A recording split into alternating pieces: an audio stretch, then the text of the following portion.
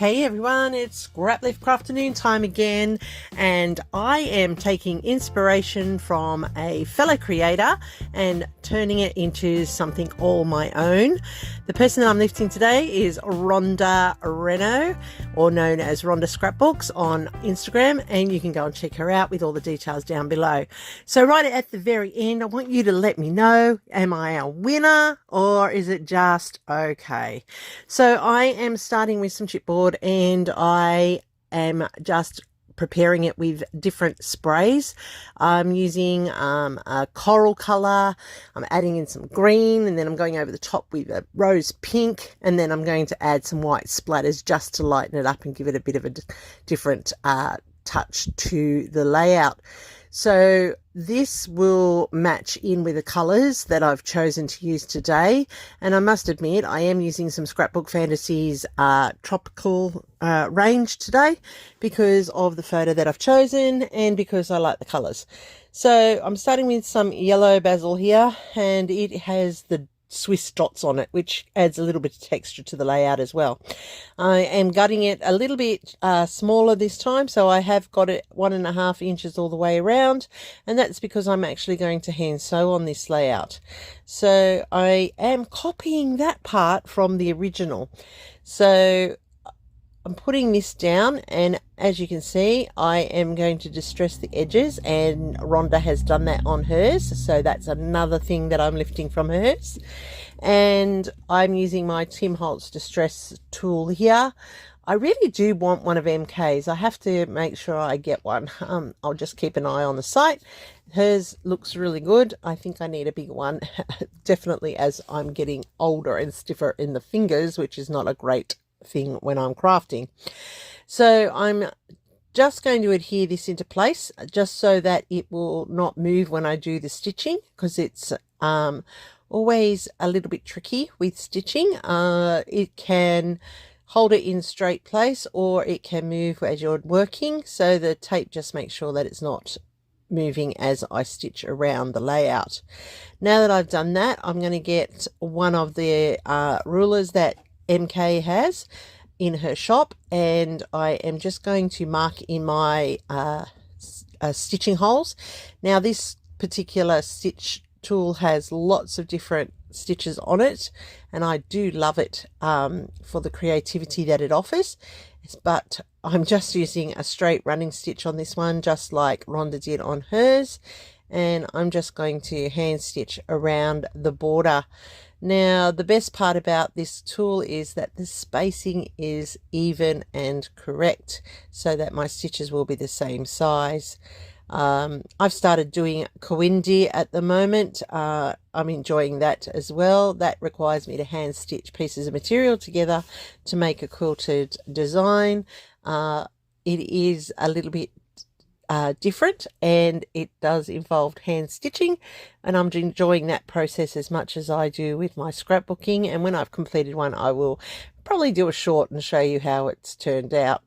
So I'm just going around the 4 edges, making sure that I'm getting all of those holes into place before I start stitching. I'm not as good at stitching as people like Tara and Ronna. They are amazing at it. They all make it look so easy and so neat. I must admit, I am not very good at it. I just try, and it turns out okay, and I'm happy with it. But I'm sure there's tricks and tips that I need to get better at it. I know I couldn't do anything really delicate like Ronna does. She does amazing work with her embroidery. So I'm dividing my floss here into strands of 3 because I want that thickness around it. I am using a threading tool here, as you can see, having difficulty until I switch it around and thread it with the other hand. That makes it so much easier. So I'm going to, as I said, do a running stitch, and that's pretty easy. Not too tricky for this. I did consider doing a chain or a daisy stitch, but I chose not to. I just wanted to keep it thin and clean, as this layout is quite busy when it's finished. I am going in now with my thread, as you can see, and I'm just doing it across. Now that I've done all of the stitching, I'm bringing in the papers that we're going to start using. So I'm going to cut my banner first, and I do make a mistake here, which I fix later on in the layout. Now I tear it off roughly, and not thinking about it, I tear off a bit more, and that actually makes it a little bit too small for what I want it to do in the end. Using my distress tool, I'm going around the edges and I'm just roughing it up to add that extra bit of texture. I really do like how this color scheme works together, and it is very, very busy, but that's okay. I like bright and colorful and busy. And I'm using my 1.5 inch circle punch from Creative Memories. I do need to sharpen it with some aluminium foil, and I'm going to use those to create the scallop effect across the top of my layout. Now I really do apologize for all the background noise. It is very noisy in my street, which is very unusual today. So I have got some cutting going on here, as you can see, and it is for a chevron. I'm using the chevron as a feature across the layout at the top, like Rhonda has on hers. She's hand stitched a strip in, it looks like, but I'm just going to put the chevrons to build that eye effect on the layout, and also to break up the florals. I am doing this voiceover multiple times today, it seems, because the timing on my video just seems to keep going out, and I'm not having a great time in getting it to line up perfectly. So I do apologize if it seems a little bit out as I'm explaining what's going on. I have no idea what's going on today. The technology is lagging, that's all I can say. I have gutted again. So you saw me gut the yellow, and now I'm gutting some of this wood grain, because I'm going to use that to match my photo. I like to keep the colors pretty similar across the layout where I can. Using those circles that I cut out, I'm going to create a scalloped edge effect. I don't have a deep scallop punch, so I am using the circles to get the same concept. My circles don't go all the way to the edge, and then when I actually look at Rhonda's layout, hers aren't edge to edge either, so that works out nicely. Now here's where I fiddle around with it just to make sure that I have got them all at the same height, and that one slipped. I'll fix that up.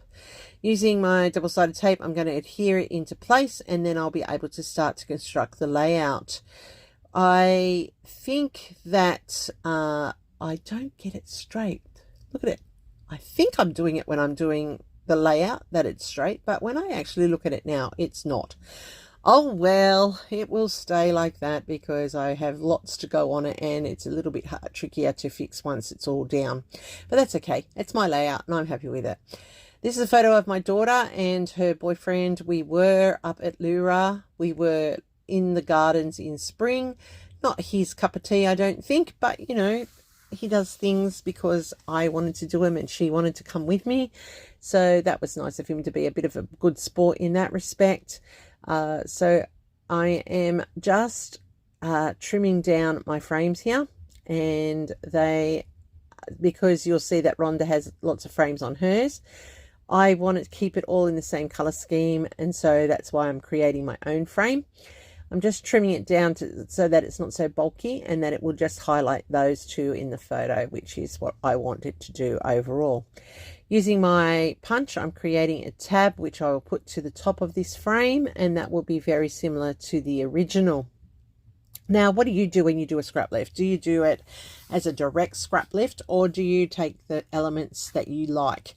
I know that the girls that play along each week all do it differently. Sometimes we do a full, straight, easy scrap lift. Other times we do what inspires us from the original layout to create ourselves. I know Lisa, she always you know, just takes the elements that she likes and creates her own layout, which I find very, very inspirational.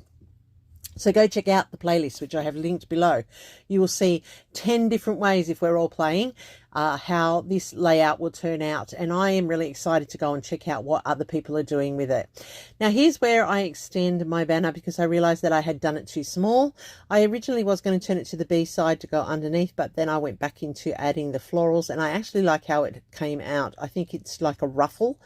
and it looks more effective, I think, than if I had put another color onto the layout.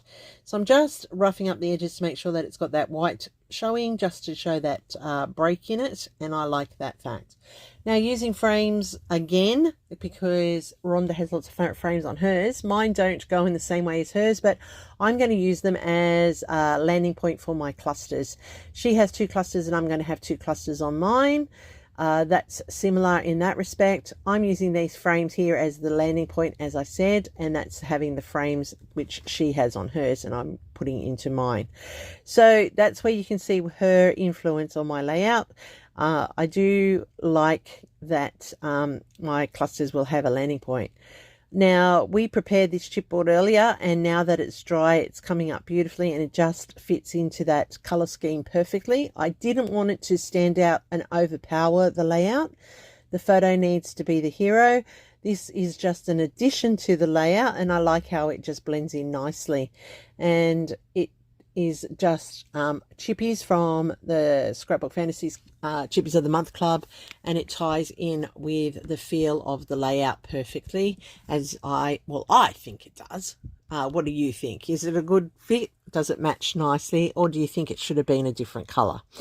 So I'm adding in the frangipanis here, and they are large, and the camellias, I really do love them. Look at that. It's just very tropical.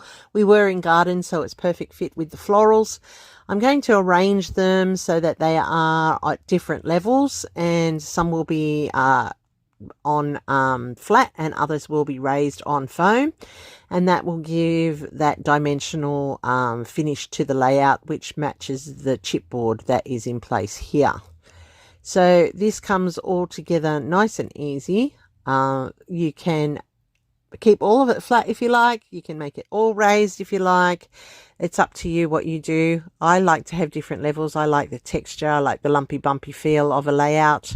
I know other people like to have theirs nice and flat. It all comes down to personal choice, and that's the whole beauty of scrapbooking, don't you think? That it's your way for you, and there is no wrong way. It is what you want it to be. So I am also using from Scrapbook Fantasies these dragonflies. They are from their Colour Cuts range, and they do fit beautifully onto the layout. Rhonda had butterflies. I did not have butterflies in this collection. I didn't want to bring in butterflies from another collection. I just wanted to keep it pretty close in colour and pretty close in design. I do contemplate putting more dragonflies on it, but then I choose not to. So I have pretty much finished the layout. I have just got a few little bit of elements or touch-ups that I want to do. I want the photo edge to stand out, so I am outlining the red that I used to matte the photo, and also the red on the tab so that it pops off the background and adds that distinct layer in so that it looks like it is shadowed. I am using the fine line pen to write on the tab with the details, because that's important, because in the future, anyone that looks at it will know who was in the photo and when it happened. That's pretty important, I think, at least the bare minimum for the story. As there will be lots and lots of photos from this day, I'm not too worried about the journaling. That will go on another layout. So this is pretty much done, as I said. The only thing that I need to do is to add in some Nouveau drops, which I'm going to put in clusters of 3 here and down at the bottom of this frangipani and over to the left near the camellia. And that's because I want to set up that visual triangle, and it allows your eye to roam freely. But also Rhonda had like little gems or something on hers, and I just wanted to add that little bit as a nod to her layout as well. So I'm happy with it. Well, yeah, I'm happy with it. Is it a win? Is it okay? Let me know in the comments down below what you liked. Hopefully I've done enough to earn a hype from you. If you're on a digital device, a thumbs up, definitely, please. It lets YouTube know you like what I'm doing. It forces my content out there when it's got that interactivity. And I really am trying to increase my subscription rate Thank you to my subscribers. You are legends. I really do appreciate you coming back every single week to watch. Don't forget, check out the full playlist down below. You will be amazed at what you're going to see. Some people are so very, very clever at what they do, and I love learning from them as well. There is 10 of us. Tara coordinates this. This is Scraplift Crafternoon. Stay creative, friends, and I'll see you in the next video. This one right here.